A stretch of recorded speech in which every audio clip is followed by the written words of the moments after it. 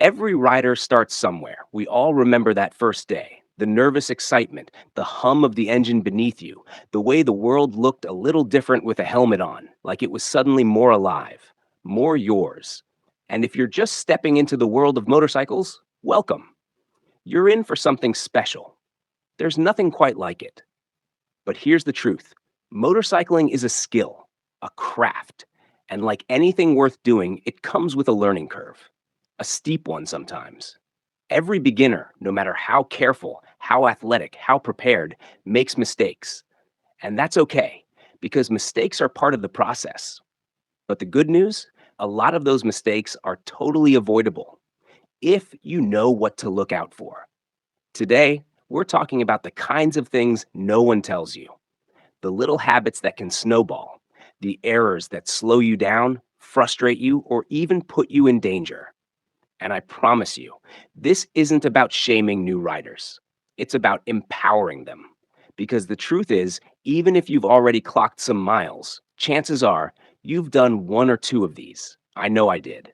So whether you're fresh out of your MSF course, picking up your first bike, or even a few months into the journey, this is the stuff that can change everything. Let's dive in. Mistake number one: not looking where you want to go. It sounds so simple, right? Look where you want to go. But this one tip, this one little mental switch, can be the difference between smooth, confident riding and sheer panic. Here's what happens: new riders get overwhelmed. There's so much to take in: the feel of the throttle, the weight of the bike, the cars around you, the sound of the engine, the pressure to not mess up. And in that moment of sensory overload, what do most beginners do?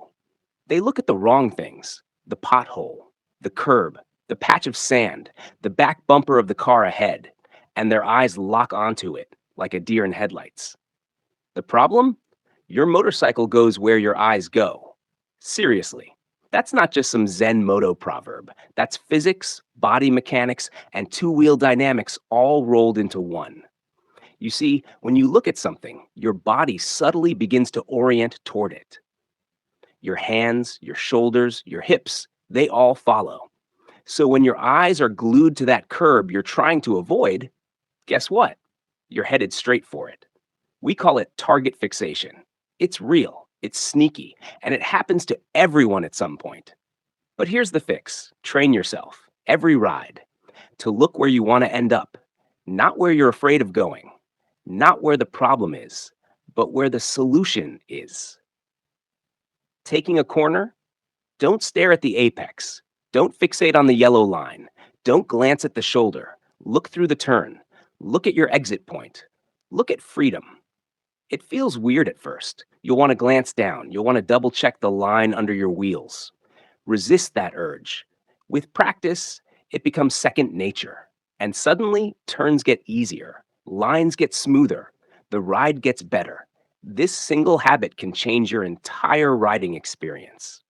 Mistake number two: riding tense. Let's talk body language, because your bike can feel your nerves. Seriously.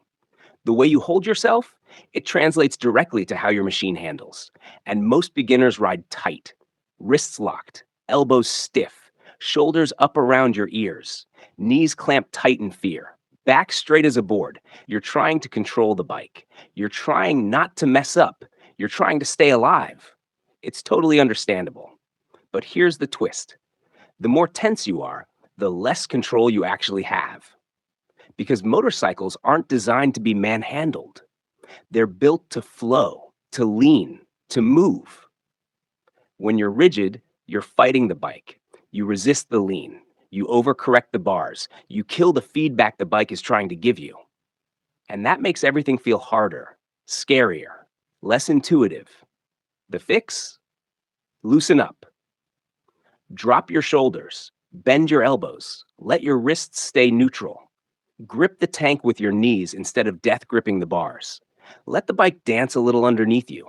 Let it lean. Let it do what it was designed to do.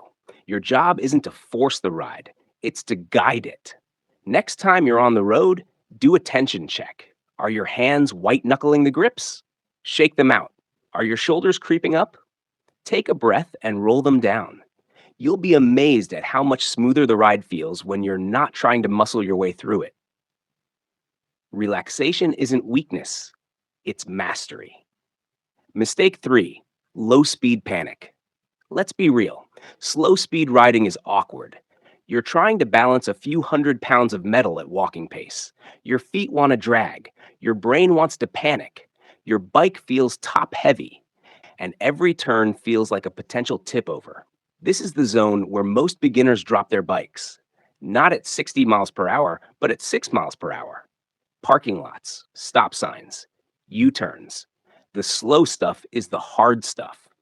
Why? Because at low speeds, you don't have the stability that momentum gives you. You're relying on balance, not gyroscopic magic. And that's when a lot of new riders make a critical mistake. They look down. They stare at the ground. They try to micromanage the front wheel. They tense up, and then inevitably they overcorrect or undercorrect and drop.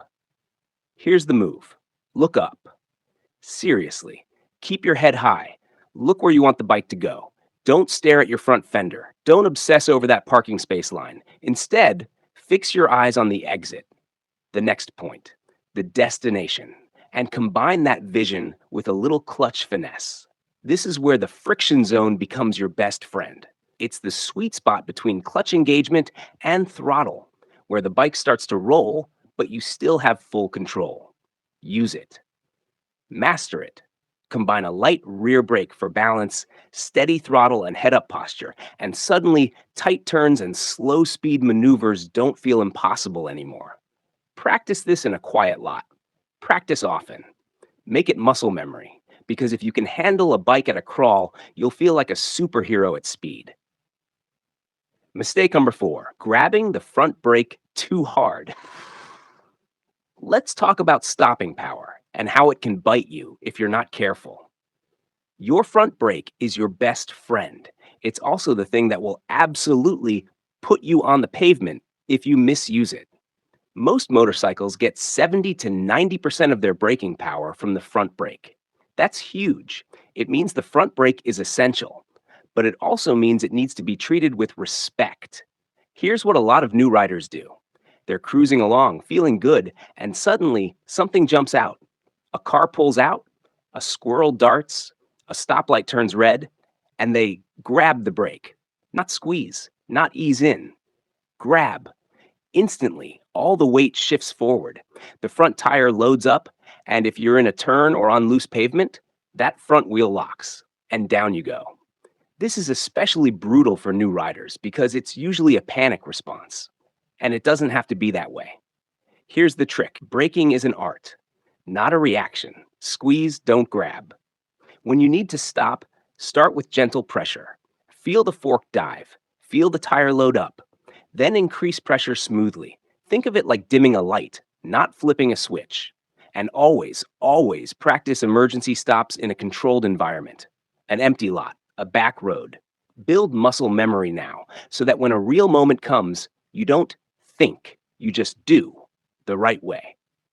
Mistake 5, ignoring countersteering.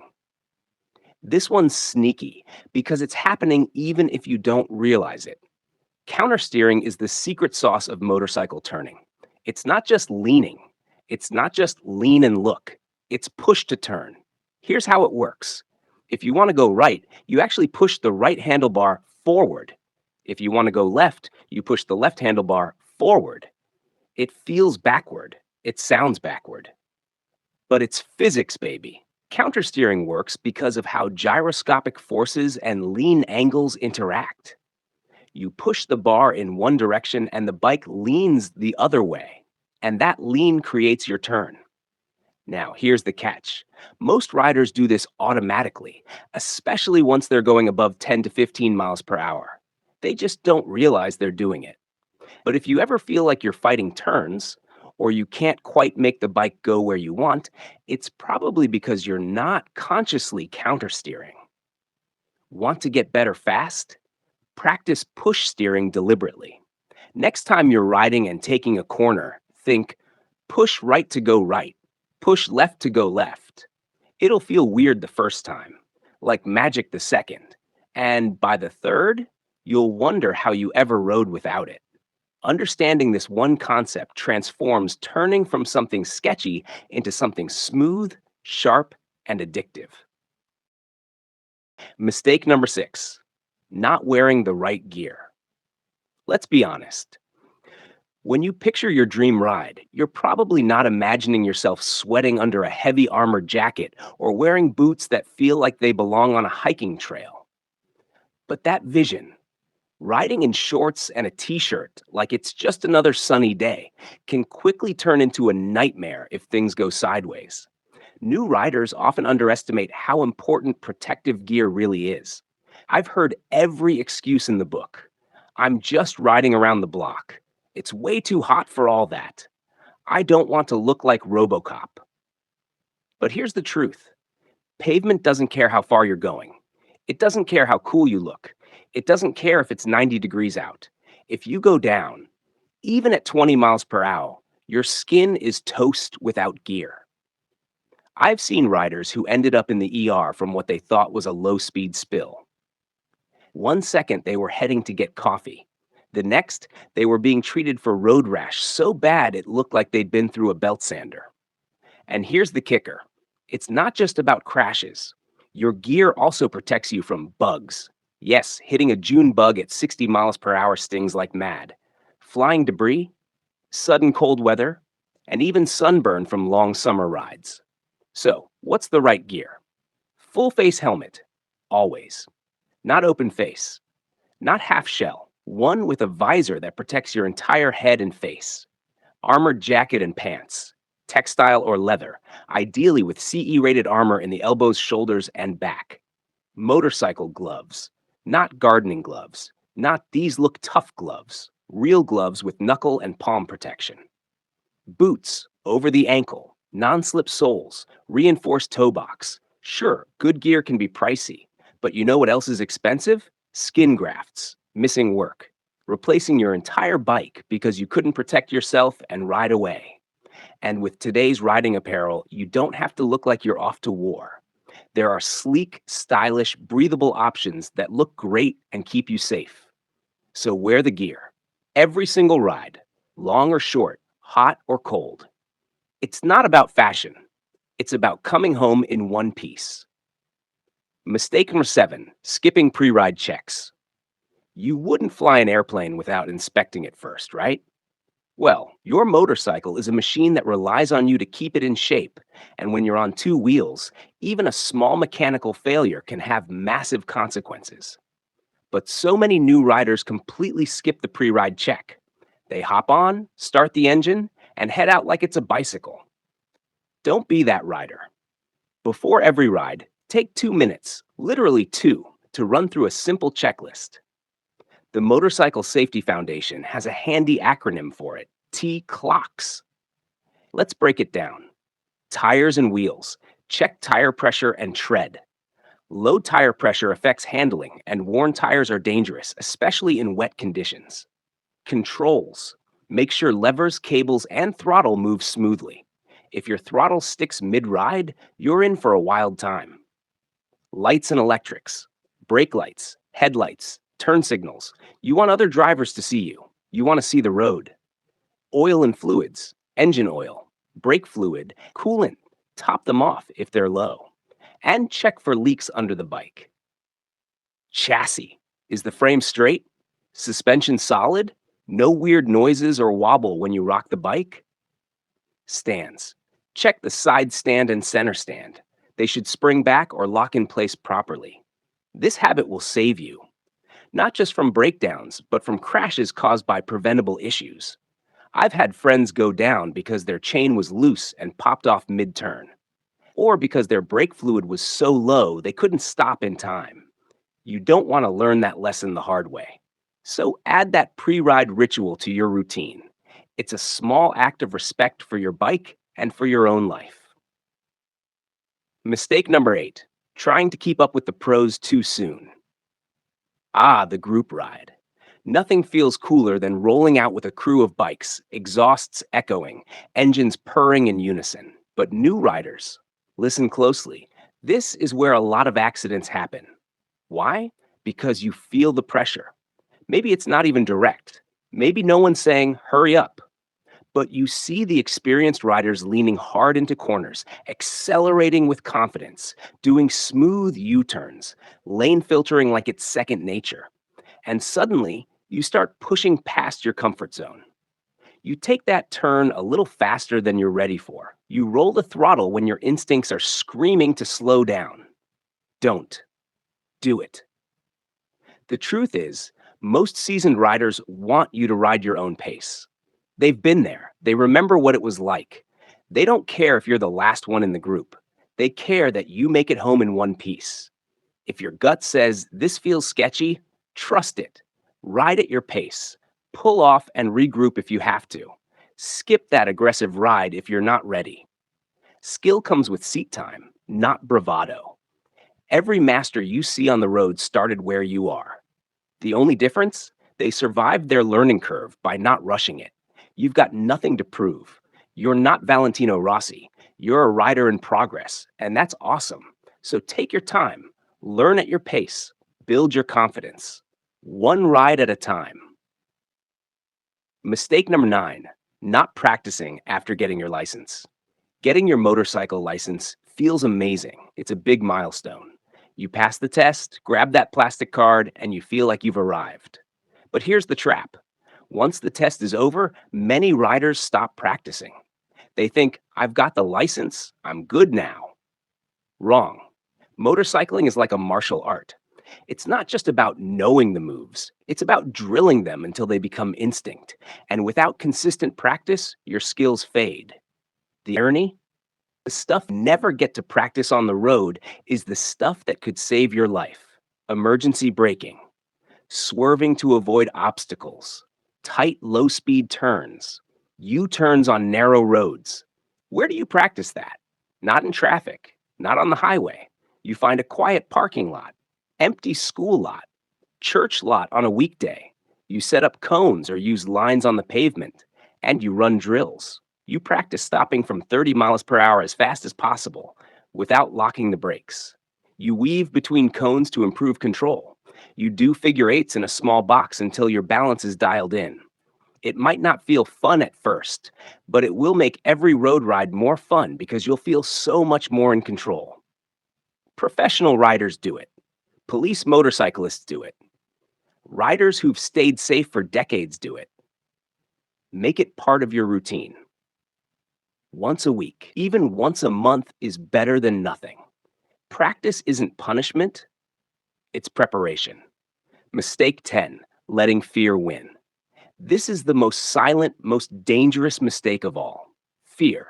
Everyone has it, especially when they're starting out. That moment at the red light when you're wobbling and your hands are sweaty. That uneasy feeling before hitting the freeway for the first time. That voice in your head saying, what if I crash? It's normal, but it becomes a problem when it takes over. Fear whispers things like, just don't ride today. Maybe take the car instead. Avoid that busy road. Don't go on that group ride. And suddenly, riding becomes smaller and smaller. Your confidence shrinks. Your world shrinks. I've seen riders buy a new bike, ride it twice, and then leave it in the garage for months because fear took over. But here's the truth. Fear doesn't go away on its own. You can't wait it out. You have to ride through it. Start small. Ride around your neighborhood, then the next neighborhood, then a short trip on a quiet road. Celebrate every little win, every smooth stop, every curve you take without panic. Fear doesn't vanish in one moment. It fades in layers. And one day you'll realize what used to terrify you now feels routine because fear turned into respect, into awareness, into experience. That's the journey. So don't let fear make your decisions. Make them from a place of growth, not retreat. Because every mile you ride with courage builds the foundation of the rider you're becoming. And there you have it, 10 of the most common mistakes every beginner rider makes and how to avoid them. I hope this video gave you something to think about, something to practice, and maybe even a boost of confidence. Because whether you're brand new to motorcycling or just brushing up, Every step you take to improve makes you a better, safer rider. If this video helped you out or just gave you that itch to get out and ride, please do me a favor. Hit that subscribe button, give the video a thumbs up, and drop a comment below. I'd love to hear your story. What mistake tripped you up the most when you were starting out? I'm Matthew, and this is Autozium, the place where we ride smart, ride safe, and celebrate everything two wheels. Thanks for watching. Stay safe, ride often, and I'll see you in the next one.